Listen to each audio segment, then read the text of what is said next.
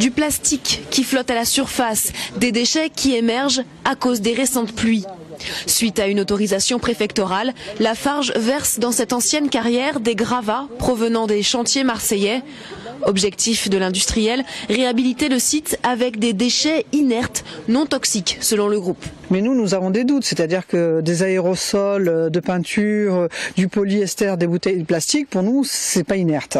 Donc ça veut dire que quelle garantie on a qu'effectivement tout soit enlevé. Alors que depuis le départ, on leur avait dit vous avez besoin de l'eau, ne touchez pas au lac, vous allez forcément déraper, ça sera incontrôlable.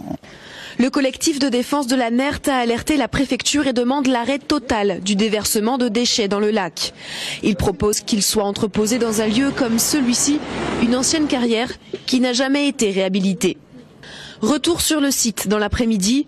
Le nettoyage avance. Pour Lafarge, trouver du plastique dans ces déchets n'est pas une surprise. Le législateur autorise, comme je vous l'ai dit, en faible proportion ces déchets qui ne peuvent pas être triés sur les chantiers.